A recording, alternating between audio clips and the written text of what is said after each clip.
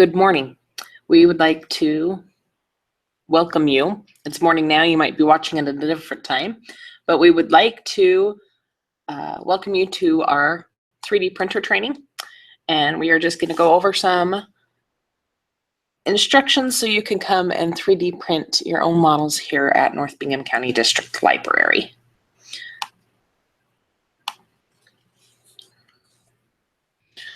There's many different 3D printers on the market now. We have a printer bot, which you see in the middle, that we will be training you on today. At the library, we also have a Delta printer, and that is the one on the right. But we will be putting the printer bot, the one in the middle, out by the computers so our patrons can use it. So we will be teaching you about the printer bot today. There's additive manufacturing and subtractive manufacturing. Additive manufacturing is what we're doing when we're using a 3D printer, and we build layer upon layer as we're manufacturing. Subtractive manufacturing, they take a block and then they cut away at the block. They subtract materials in order to make the project that they want. This is an example of a 3D printer and additive manufacturing. However, it is sped up really, really fast. And 3D printing, you will find, it takes a lot of time to do. The hardware that we have. A 3D printer has 3 axes. We have an x-axis, a y-axis, and a z-axis. And the z moves it up and down. This is what the X, Y, and Z axis on the 3D printer, on the printer bot looks like. Z moves it up and down.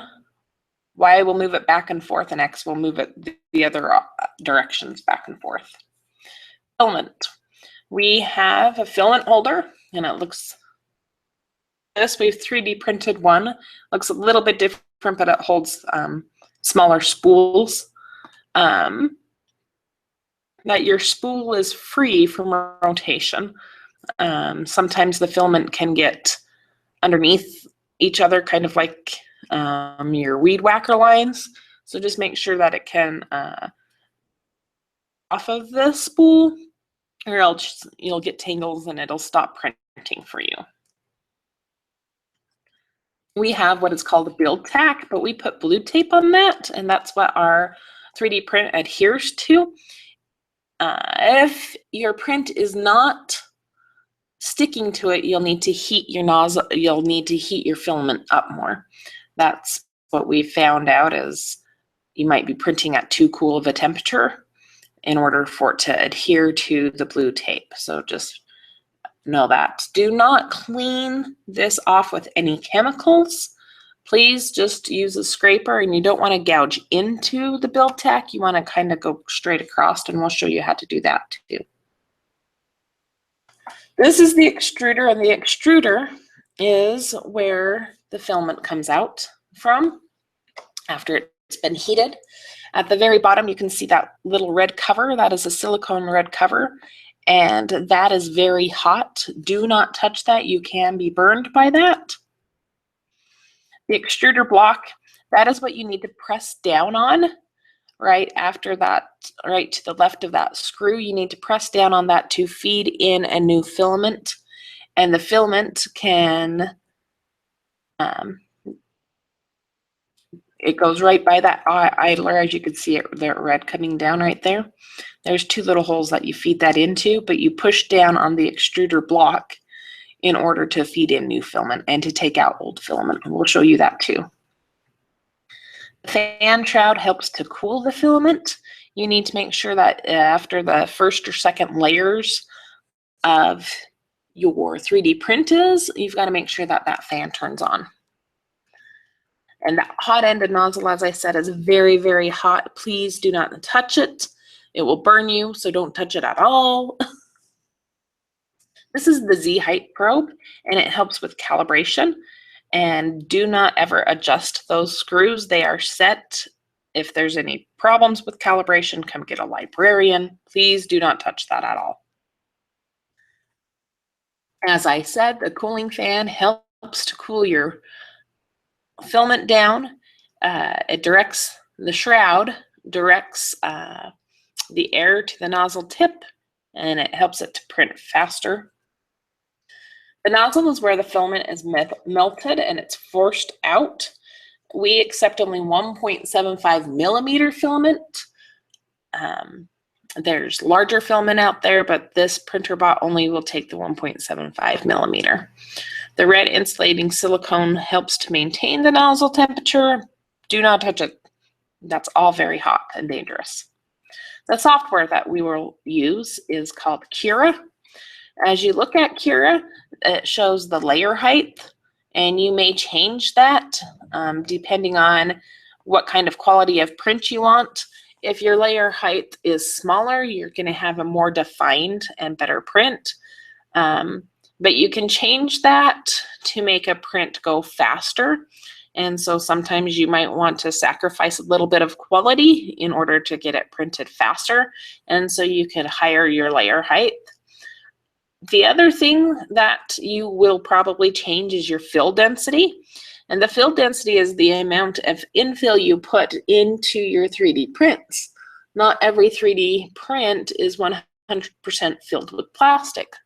The reason being is because that would waste a lot of filament time, and you can get away with less infill and still have a very strong. And so the fill density, usually about 15% is good, but depending on your prints, if you're doing a lot of top layering where there's not much under the bottom, you might need to put it up a little bit more. Of course, that's going to take a longer print. And there are some prints out there that have zero infill. There's an elephant on Thingiverse right now that you print and you put zero infill. It just is carefully designed so it can go build layer upon layer, and you don't have to have any infill in that, so that would be zero. You might even adjust your speed of your print. But realize the faster your print speed, the lower quality of print you get. And then the printing temperature is something else that you may change. As I said, if your filament is not sticking to your bed, you might need to higher that temperature. Or if you find that your filament seems to be bubbling as it comes out of the extruder, your printing temperature is too hot, so you may need to lower that. You also have support. Anything that is over 45 degrees, you're going to have to build in support. That's just breakaway filament, but it will help it form the correct design. And then there's adhesion type. There's rafts and brims, and you might find that as you're printing, your print lifts off of the. And if that is the case, then you might need to put a raft or a brim on it. And those are some things that you can change. We will show you how you can download files and put them into Cura. There are two different ways that you can download files. There's this load file button. You can press that and then select your file, or you can go up to file and then down to load file. Two separate ways to load your files. Make sure that the files that you're trying to load are STL. They have to be STL format in order to load them into Cura. When you're looking at your device, we need to make sure that when we turn on the printer, that it is being detected by the computer. And as you can see on the picture on your left, it is ready and it says print with USB, and you have that kind of an hourglass figure you can print. If you look at the one to the right and it has just the disk saving, that means the printer is not detected, and either the printer needs to be turned on or we need to troubleshoot so that the computer can recognize the printer. This is called the prompt interface overview, and when you press print, this is what will come up. You will need to change the temperature, and you'll need to put the temperature that you put in, And you'll also need to put the bed temperature in.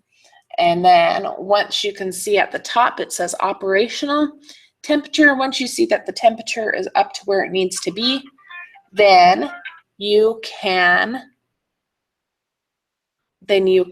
start printing. And you can just press print. Things to watch for. Make sure the temperatures are what you expect. If it never heats up, then you'll have a problem. Sorry, I have family calling me. Just 1 second.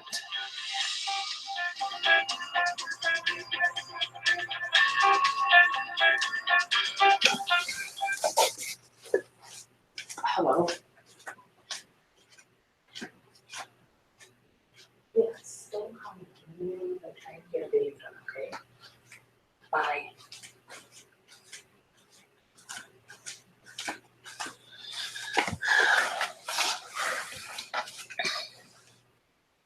I apologize for that. Okay, make sure the temperatures are what you expect. If it's not heating up all of the way, then we have an issue. Or if it's heating up too hot, then we have an issue.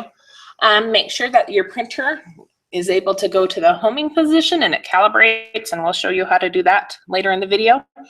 And make sure the nozzle doesn't crash into the bed. If that happens, just automatically turn off the printer and come get a librarian and we'll help you. Make sure that your first layer is going down right, that it's sticking to the bed. As I said, if it's not sticking to the bed, then you're going to need to stop the print and you're going to need to higher your filament temperature and over again. If the printer doesn't seem to be responding, close out of all the software and power off the printer, and then power on the print and start Cura again. Power on the printer and start Cura again. You can click on the rotate icon, and that is at the bottom left of the Cura screen. And you can locate the circle that represents the desired plane of rotation that you want. And you can click and rotate that. This can be better for orientation of, once it's loaded on Cura, you can find that sometimes you might want to orient it so it's easier to print and you have less support and you don't have to print with support like I was telling you before, but we'll show you a little bit that on later on the video too. You can right click on the object and you can click multiply the object, and you can type in the number of the objects that you want and it will multiply that. Realize though that it will limit to the Cura will limit you on the number that will fit on the bed. If you want to print more than that and it doesn't fit, then it'll say this will not fit on the bed. You can easily just select an item and press delete and it will delete that item off of your print too. And you can drag and drop items onto the bed in order to print. As I said, you might want to rotate for the best orientation. It might be easier to do those dominoes on its side or laying down flat. It just depends on what kind of print you are trying to do. I'd probably try just laying flat on the dominoes. When you start printing, the printer will do a layer of the outside boundary first. This helps to extrude the material correctly, and you can see that you have correct bed adhesion and that it's going to fit on the print tack, on the build tack. Okay, I was talking about scaffolding and support. This is an example of when you'd have to build support. If you look at that turtle's head, it doesn't have any to support it, so you have to build in support. Otherwise, as it starts to print right there, that filament's just going to ooze down to the bottom and you're not going to have a very good print. So sometimes you have to make sure you add scaffolding and support to your print. You can also click on the view mode icon layers, and you can drag the slider at the right to see the print at various stages. This is useful for seeing that your infill is correct and to make sure that there's nothing wrong in the STL file that you downloaded.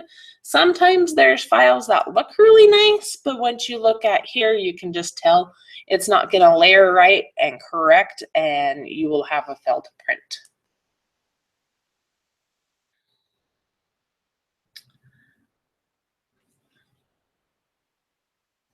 We're talking about the shell thickness now, and a shell is 1 nozzle wide perimeter pass, and you can increase the wall thickness or you can make it less depending on what you need to do, and you can change that in the cure profile too. Layer height. I was talking about layer height on how you can do different layer heights. Is going to take a whole lot longer. As you can see, it's 55 minutes for this little print. Or if you do 0.4 millimeters, it's only 15 minutes. So it can really decrease or increase the time that your print is troubleshooting. If it's taking too long, you'll see the cure time estimate to print your 3D print. You can increase your layer height, you can decrease your infill, or you can reduce the scale. You can make your objects smaller, and that will all make it go faster. You can also increase your travel speed, but that's a little bit and more advanced. If your print is low quality, then you can check for bigger problems first. Like you can go and look through the layers and see if you just need to get a different STL file, or you can decrease your layer height, increase your infill percentage, and make it bigger. And that might all help have a better quality print. Or you can decrease your travel speed. That again is more advanced. Think about how your print will be oriented on the bed. Some 3Ds models won't be easy to place flat on the print surface. So just make sure when you're looking at your orientation that your orientation that you can for your STL file. This is an example of infill.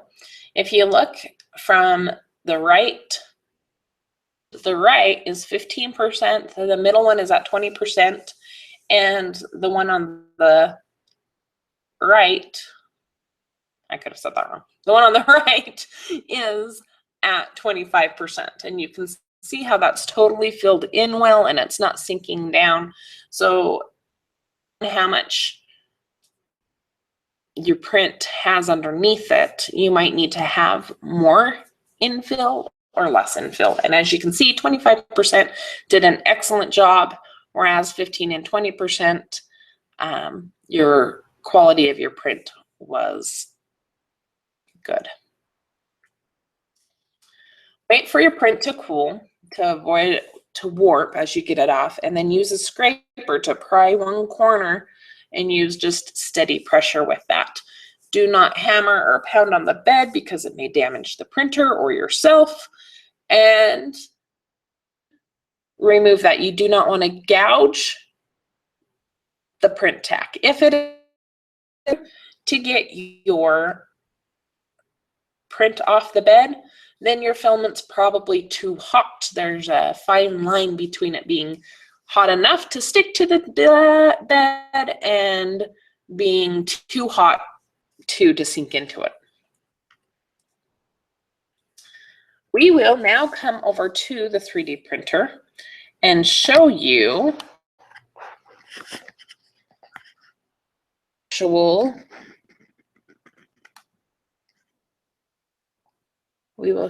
the actual printer and how to use Cura. We're just going to set up over here. I hope I tried to do another video and it was a little blurry on the screen, so we'll try to get it so that you can see it and not have it any blurriness. But we'll just go from the very beginning of opening up a print.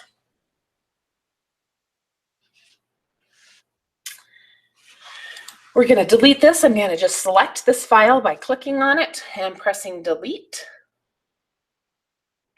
if I can find it on the keyboard. And then I'm going to show you some websites you can go to in order to find 3D printing. The first one I'm going to show you is called Thingiverse. And Thingiverse is a place where a lot of people put on free 3D prints that have already been created. I want you to realize, though, when you click on a print, we'll just click on this one, for example. When we click on this print, we come in here and there's some licensing here. So no matter what you print, make sure you're paying attention to the licensing. Some of these say that you can't sell for money. Some of them say you want. It just depends. Like this one shows you an example about money. So read about the licensing and do accordingly. These are some cute little fish files. They also have Thingiverse education. On this, sometimes they encourage you to do projects, and there's contests on here, so that's kind of fun. But if you look up here, you can browse by subject. Say we want to go into science. Look, we can talk about making music, and there are some projects here building some different musical tools. If you look at the thing files right here, you can click on the thing files. It'll tell you and download here. We'll just go with the pan pipes. Let's download that one. As you can see, it's just downloading over here on the computer as an STL file. It's perfect. When we're ready to print something and we found a file or you have a file, make sure if you're bringing your own files that you bring it on a jump drive, saved as an STL file. And then all that you have to do is come to the desktop, and right down here, we have Cura and this toolbar right here. So you can click on that. Then we're going to have to load the file. So we're going to come up. The easiest way for me is just to press the load button. And we're going to come up here, date modified. Today I'm going to go, we're going to try to find it, date modified by today. And there you go. We have this file. We're going to click on that and we're going to press open. That loads our file. As you can see, this is yellow, so it means that it's ready to print. If I click on this file and I come down here and I scale it, say I want to make a bigger one, 194, which will probably be too big. If your object is gray, it means you cannot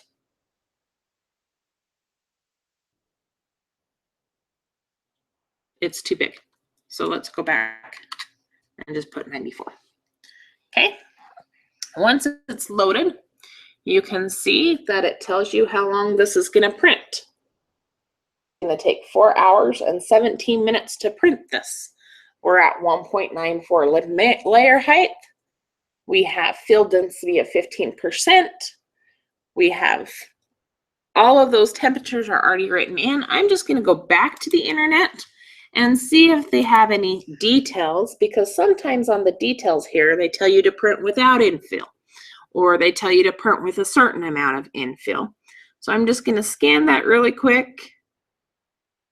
And I don't see that it says anything about directions on infill. So you can maybe attempt to change different things. You can click over here and look at the layers. And it'll show you how it's going to build this layer upon layer. This is at 463.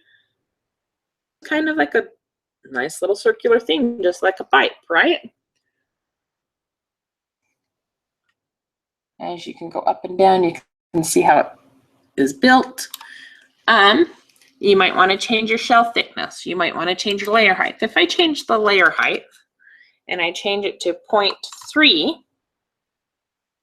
should decrease my time. It was 4 hours and 17 minutes, and now it is 45 minutes. So you can see how that makes a difference. Once you are ready to print, click print with USB, which is this button right up there. Detect.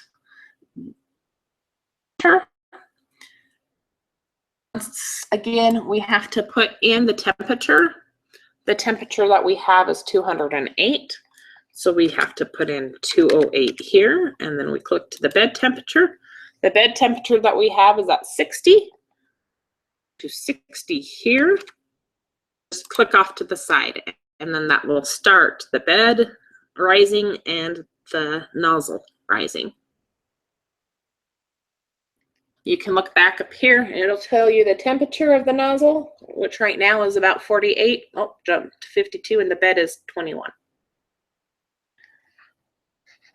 While that's working, you can check your X, Y, and Z axes and make sure that they're working, and you can just click on a button right here, and it'll show the printer.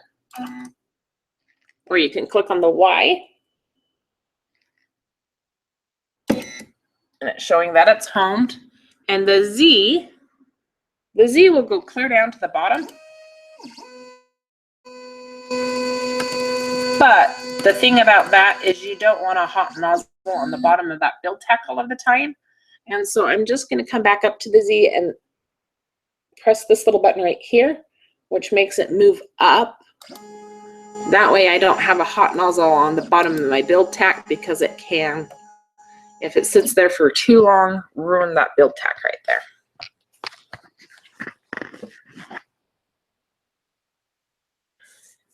So the fun part is we just kind of have to wait for the nozzle to heat up, and then we can start our, while you're waiting, there are some things you can do. You can make sure that your build tack is clean. It looks like we have a little bit of red filament left over from the last time this was used. You can check your filament spool and make sure that that's going to spin freely, that it's not hooked underneath other pieces of filament. You can check that.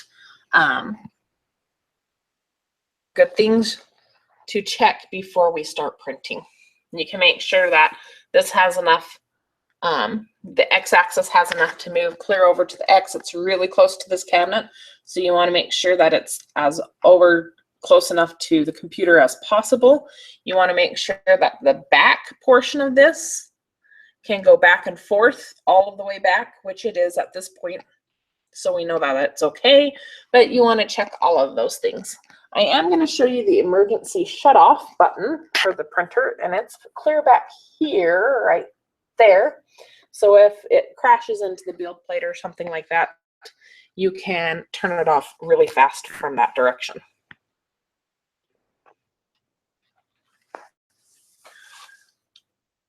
Almost there. At temperature, we're at 208. So we are waiting for just a little bit more for it to heat up, and then we'll start our print.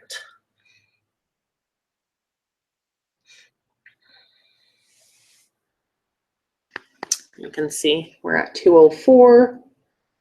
The one thing we can do right now is we could just go ahead and press this print button, and then once it's up to temperature, it will begin, or you can wait for it to be up to temperature and then begin. But sometimes we get busy and talking, so it might be easier just to press print, and then once that reaches the temperature of 208 and the bed temperature goes to 59, the printer will start automatically.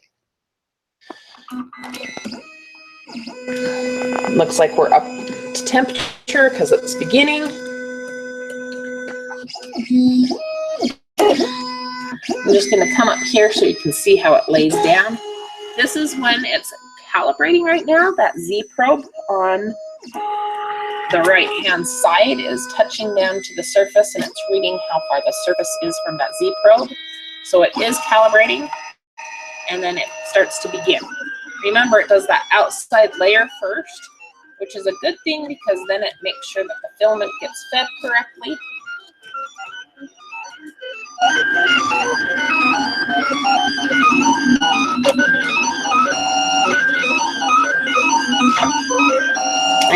laying down.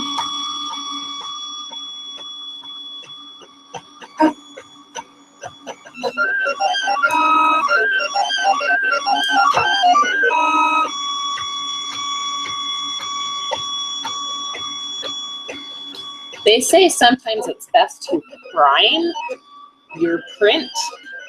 As you can see, we didn't get much of an outside layer as we did that. So I'm going to cancel this and show you how to prime the printer. Also, it's an okay thing to show you how to cancel. If you want to cancel, you just click up here, cancel. It will stop it. You can layer up, bring up that Z probe again, like I showed you. So click on this a couple of times. Fire the print. And then we're going to actually put this back to X, Y, back to where it needs to be, so you can watch what happens when I press X and Y. It gets that back there. I'm going to clean off this build tack really quick. Should be really easy for me just to pop these off. I like the temperature it was printing at. It looks like it was going on really well. It's easy enough to get off the actual print plate, so that's okay. But I didn't like how that first one started. It started like it didn't have enough in at the very beginning. So they say you can prime your filament before you go with the nozzle. And I'm gonna, don't touch that red, it's hot. But what you do to prime it is once you know that your temperature is up there, what you can do is you can press down, this, but press down on this metal part right here, and then you can push the filament through. And if you look at the bottom of the nozzle, just camera angles, you can look better. Once you press down on that filament, you can extrude it. Once you know that you've extruded that, then it's primed, and it's probably going to be better when you start over. Now, as I'm going to just go back up here, looks like we're ready to print. So I'm going to press print. And then it'll look like a better option once we start doing.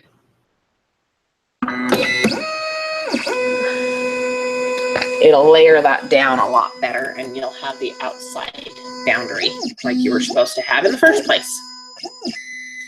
A lot of times they say to clean that off. We'll see how that nozzle is. I don't have with me a pair of tweezers. Usually we just use a pair of tweezers to take that little extra filament off before it starts layering down onto the build tack. But we'll see how it works.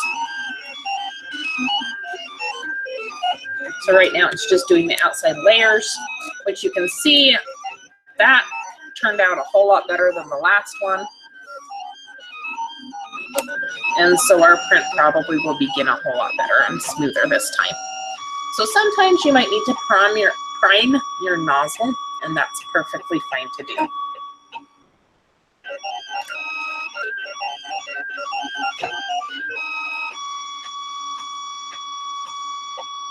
All right, we will let that continue to go. It's looking pretty good. Layer height's pretty well. And as that's going, we'll show you a couple of other things. One thing is you can't close out of this window. You'll work on the computer right here, but you can't close out the window or else it'll stop your print. So I'm just going to minimize things.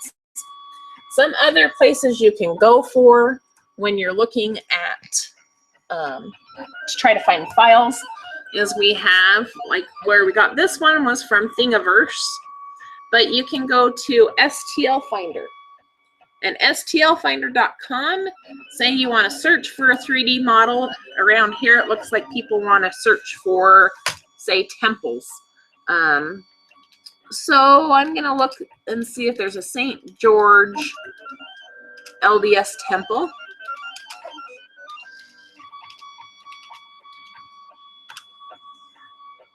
I'm going to search for that, and it brings up a bunch of temples that people have made. This one's off of Thingiverse, so I can probably print it for free. Get back there so you can see. Yeah. First, And then this one shows maybe a different place. Let's click on this. This one comes from Shapeways. And perhaps you can download that one. It'll bring you to that website. But do you notice the price of it?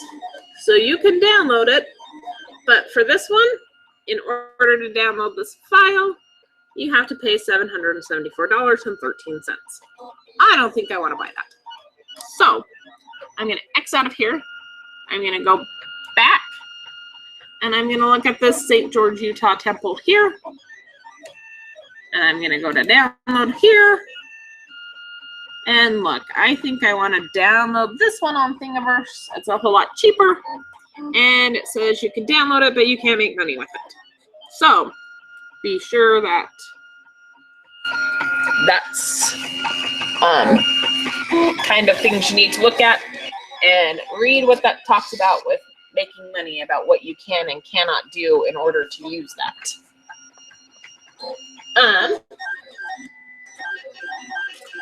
The other thing I was going to show you was Tinkercad. Tinkercad.com is a nice place if you want to try to start learning how to design your own 3D models.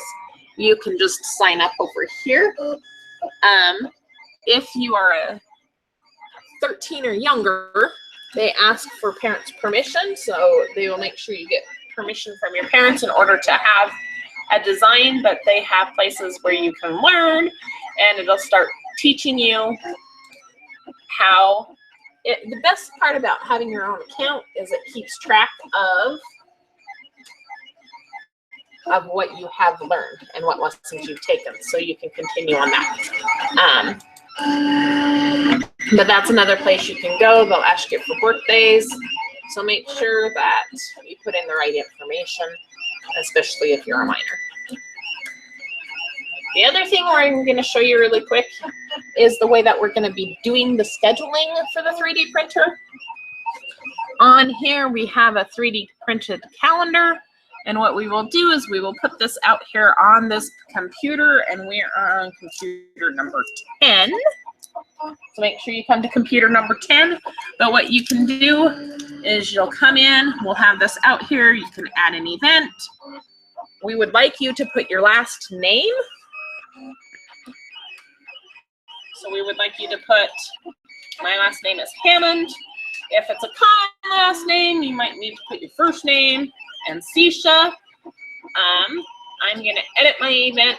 Say I want, well, I know that this is going to be a couple of hours to print. So I'm going to come in, say at 11 a.m.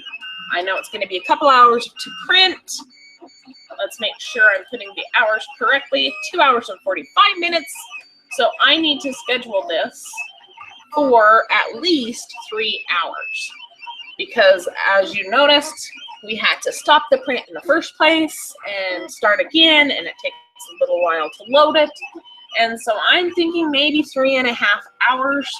So if it's 11 a.m., I'm going to go to 11, 12, 1, 2, 3. Probably it'd be safe to go to 3 p.m. to schedule this print. Change the color down here so you know that it's you, and that will put it on the calendar. That way, if somebody else wants to look at it, or say they want to come in, they can come and say, oh, this is already scheduled from 11 to 3. Let's come in here maybe at 3:30. They want to put in their last name.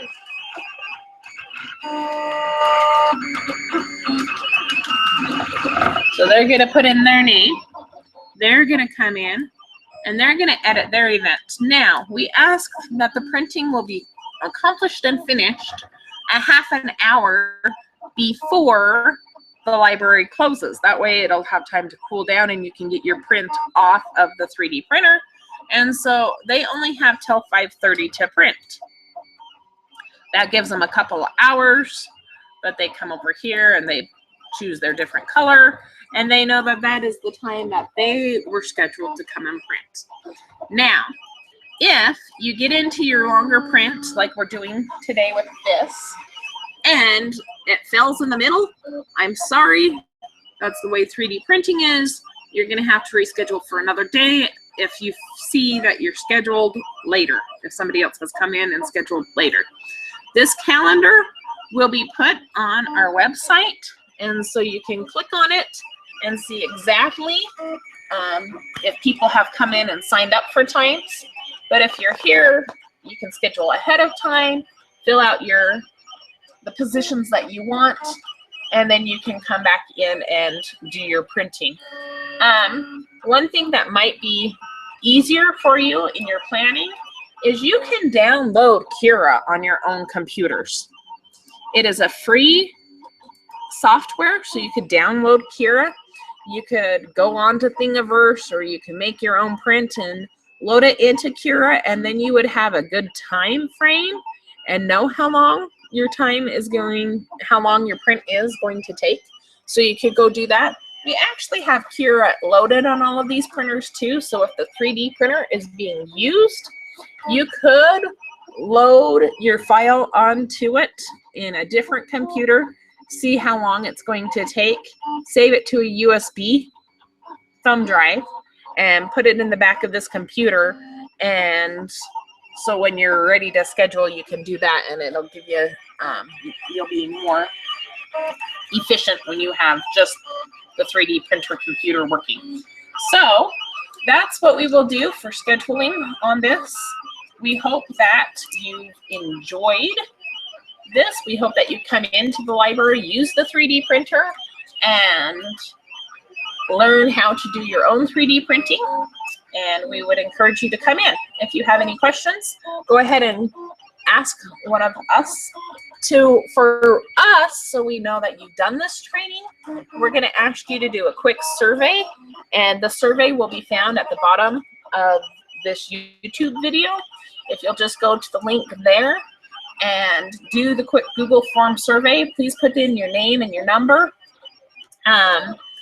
And then when you're ready to come use the 3D printer, we can see that you've done the training, and we will just allow you to sign up. But you need to be able to do this training before we allow you to use the 3D printer, because we want you not to touch the hot end and get burned, and we just want it to be safe. I'm showing you right now that this fan is actually going. You want to make sure to check that that fan's going. If not, you just have to flick it. Sometimes some debris and dust gets into that fan. So after the first or second layers, make sure that that's still working. The other thing I can show you is the progress of this print. Right here, this little green bar right here shows how far the print has come. And when it's clear over here, it shows that this print is finished. So that is an example for you too, to know where your progress is on your 3D printer as you're 3D printing. I'm just trying to go over my head really quick and see if there's anything else I need to express to you. Please take that 3D survey, so we know that we can allow you to come and sign up on the printer. The other thing you might want to do is, when you're adding an event, sometimes, unfortunately, we'll try to put in. Unfortunately, we can't foresee all of the events that may happen. So if the library ever has to close and you've signed up for 3D printing, we will try to inform you if, when you put on your event, if, say, over here in the description, you just put a phone number. That way, if the 3D printer breaks down or something, we can quickly give you a phone call or a text and tell you, hey, our 3D printer broke down. I'm sorry. I see that you're scheduled to use it. We will try to get it up and running. But in the meantime, if you've scheduled out here to Friday and it breaks down on Wednesday, then we'll try to also put it on like our Facebook page and our website page. So if you're scheduled for later, that you'll know, oh, whoops, it looks like it's not there. But at the same time, if we know you've scheduled, then maybe we can do a quick phone call for courtesy and let you know that I'm sorry, but it seems like it's broken down, and check our website later for when it's back up again. So we will try to do that, or if we absolutely need to close it that day for some other reason and it hasn't been a scheduled close, then we can inform you, hey, we can't put you on this day, can we put you on a different day? And we can work with you that way. So please put your phone numbers in there when you add the event. If you do not want to put your phone numbers on there, it's understandable because this is a shared calendar. But if you will put your phone number on that Google form, that survey, then that way, if you at least have your name, we can check that form really quick and see if you have that number.